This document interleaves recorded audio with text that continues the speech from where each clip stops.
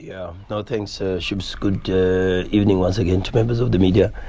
Let me just first congratulate this incredible group of players. I really don't know. I said even on one of my other interviews that I don't know how they do it. To show up all the time, and to understand and put it into context, because it's not just a physical application, but it's also from a psychological perspective, to give it your all like that in the Champions League and perform like that and then still bow out, and then 2 days later you have to show up. It takes incredible mental resolve and incredible human qualities to be able to do that. So I'm very proud of this group. I'm proud of also the technical team. Many people don't know some of the things that happened behind the scenes, but when the penalty was conceded and immediately I could hear Coach Wendell speaking to our analyst Sbu Makitla, and it took him 5 seconds to pull out Bernard Parker's penalties, and within 5 seconds he told Coach Wendell which side Bernard Parker goes, and immediately that information went to Ronwen, and Ronwen, being coachable and the human being that he is, he pulled off the save. So as I say, it's a complete team effort. It's so many people are contributing behind the scenes, and they deserve a lot of credit and for their hard work, because it's not easy. Every 2-3 days these players are running, giving their all, and I think a big congratulations, and I have nothing but huge admiration for this group of players. The football they played tonight I thought was amazing.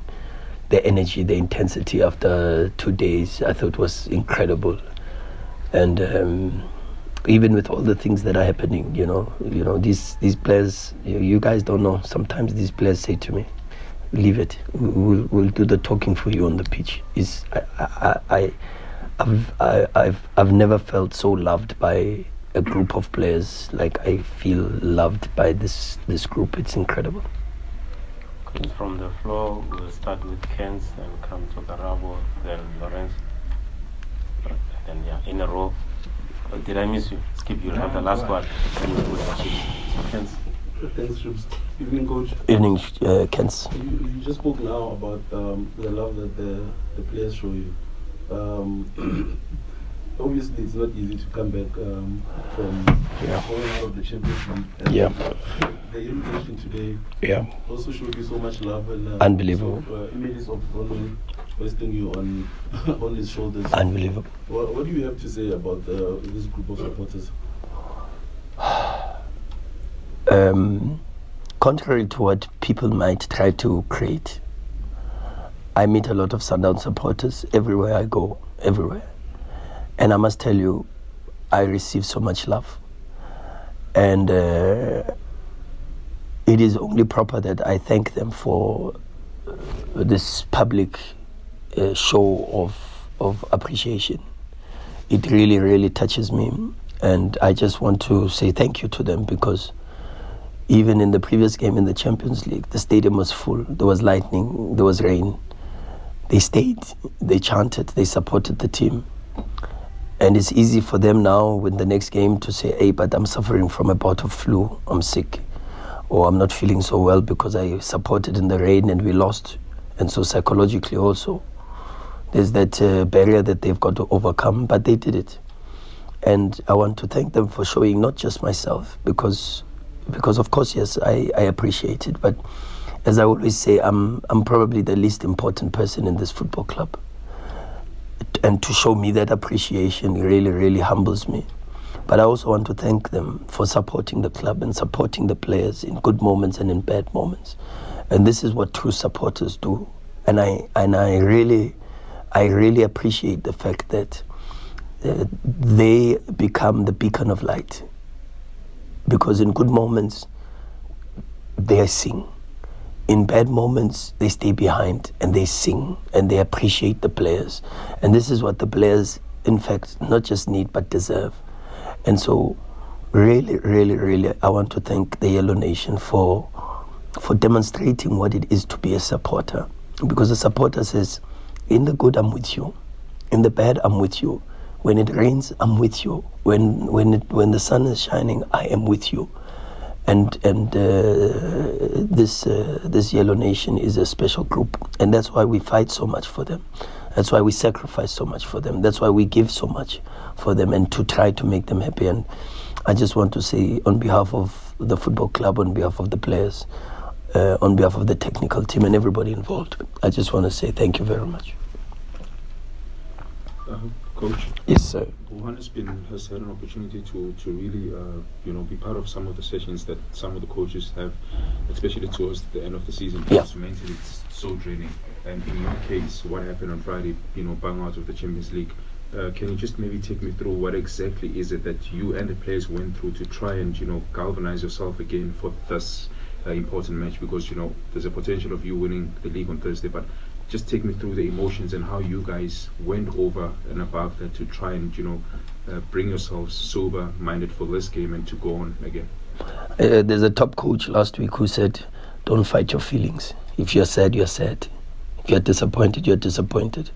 But still show up. And we was fortunate that, sometimes football has the same type of... I always say success has the same clues, but so does failure. And when you are able to study some of the greatest people, and that's one thing I will never stop, is studying how some of the greats do it, in good and in bad, how they succeed, how they bounce back from failure. And ours was just to accept that we failed and we let ourselves down. We looked at the game again and we said, my goodness, how did we not win this game with that type of performance? And then that made us a little bit more angrier. But that anger and that disappointment fueled us to give this performance. And I've got to give credit to the senior players because they managed the change room. Mshishi, Ronza, Dennis Onyango, Brian Onyango, they do a lot. Even Coach Kennedy Mwini, because he's very close still with the players from the coaching department. He's the one that goes there. And so we knew we had to show up. Regardless of how we feel, but we also understand the responsibility because there's a patient that is lying in a hospital bed that's about to give up on life and has failed, and he receives the news that, hey, I've got a terminal illness. By showing up after our failure, we are then able to give some form of inspiration, and even if it's just to one person, that after failure, if you put your heads together, you support one another, and you galvanize each other, you can overcome and succeed. And failure is not fatal. And that's what I think was very important for us from a mental perspective. Coach, Sure, Lawrence. after this question, don't think this is clickbait, but how sweet was this victory? Because 3-0, a penalty save, bouncing back, just what you needed, and then also it's against a coach you had a public spat with. Doesn't make it more sweeter or not? No, because I'm football, and God knows the truth.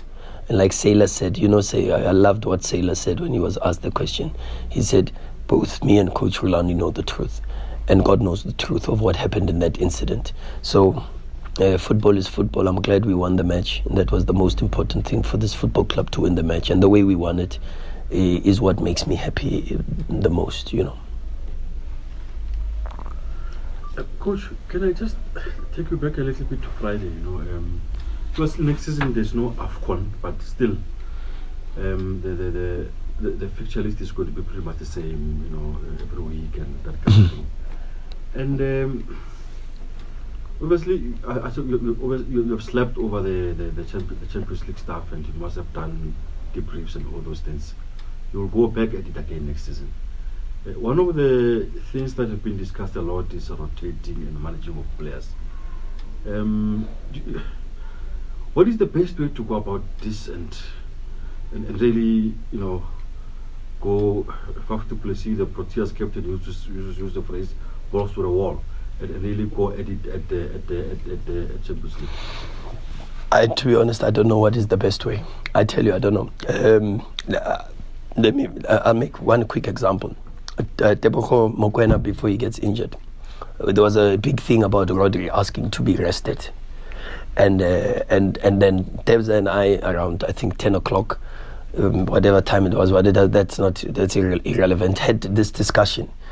And I said to him, I'm thinking of resting you against Swallows.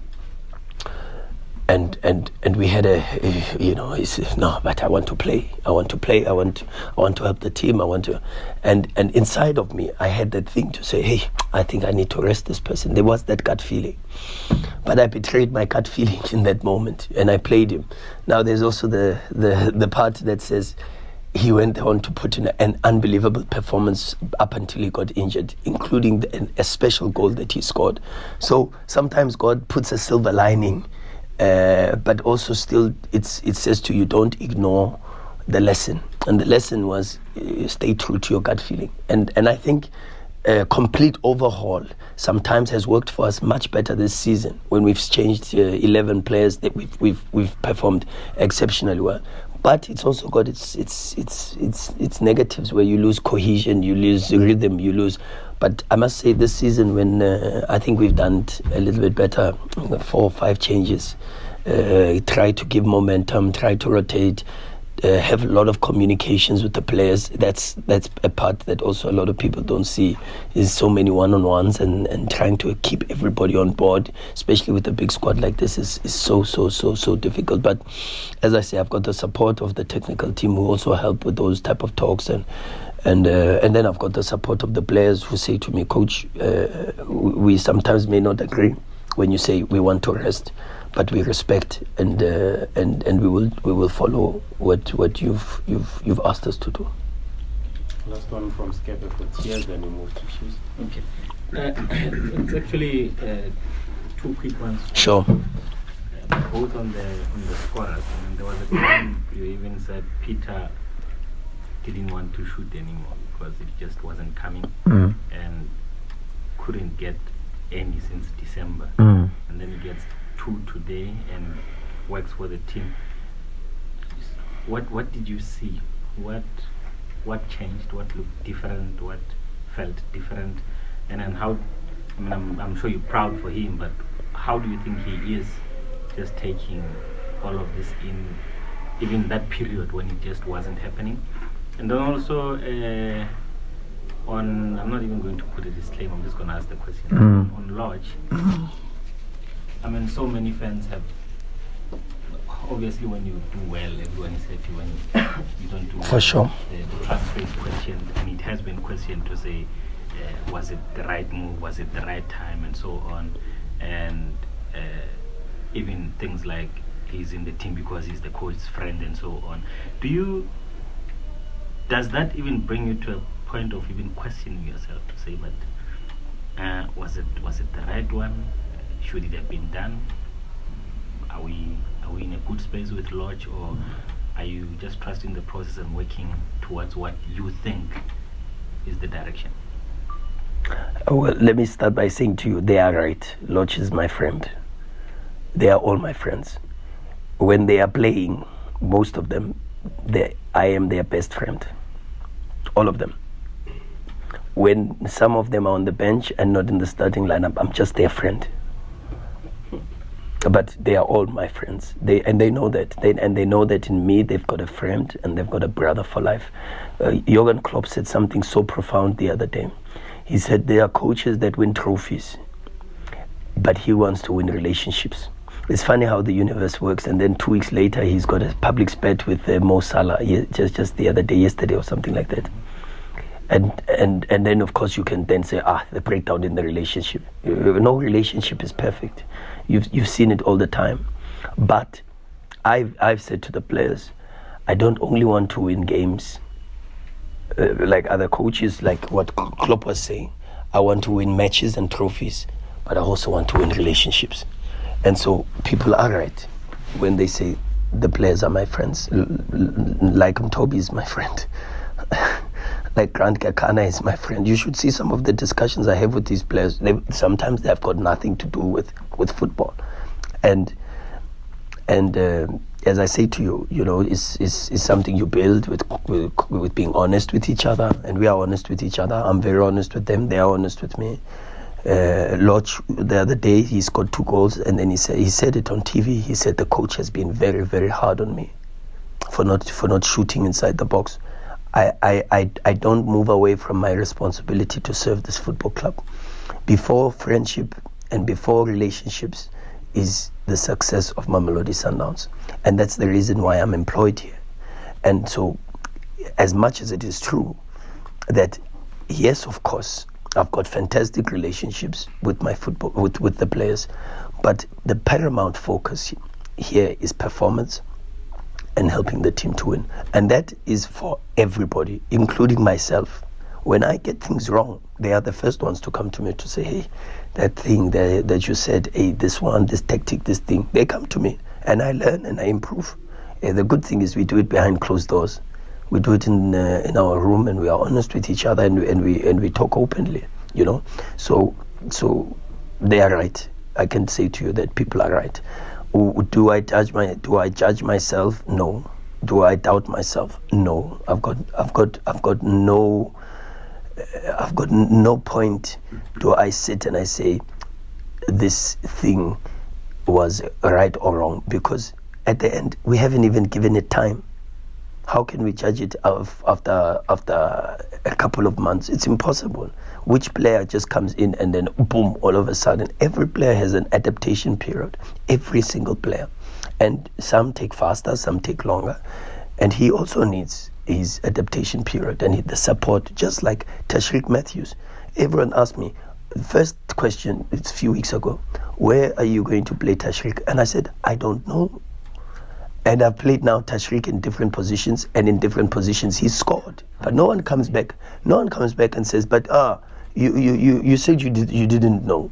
No one comes back. No, I find the question was actually asked by me. Oh yes, exactly. It wasn't even to say you don't know, it was the best position. Yes, his best position. But just to jump in, the question I'm asking, Can we go through, because we just still have small, Chiefs. small Okay. something, One. yeah. Can the coach, and then if you need an exclusive, you can go with the coach. I don't even want afterwards. an exclusive. Because we need to. Because I was Yeah, the players are waiting. I Yeah. was talking to Mr. Mpahlele about Lodge to say that the metrics for him are not the same for everyone, because he was a footballer of the season, he's coming from Pirates, so the expectation and the metrics, as you say, will not be the same as a Tashreeq or a... But can I just say something to you? Sure. Sometimes what you see on the eye is not what is happening. And let me give you guys homework. Go to our last 5 games and tell me who has the most number of chances inside the box. Thank you. And then on Shalulile, coach. Shalulile, I'm very proud of him. I've asked the team, you know what I asked? I just asked one thing from the team. I said, can we create easier chances to score? So it's all I asked. Last night I wrote a whole thesis, and I wanted to share it this morning with them, and I looked at them and I saw they were very tired. But the most important part of that thesis, and I was watching games and watching our games and watching some of the European League games, Arsenal, and then I started jotting down my notes.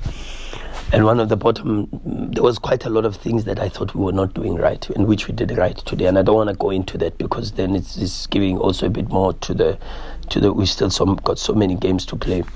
But I asked the players, can we create chances that are easier to score? And I thought today some of the chances we created, especially with the goals that we scored, were very, very good. And I'm very proud of the players for that. Thank you, coach. Now, if there's any questions regarding Chiefs.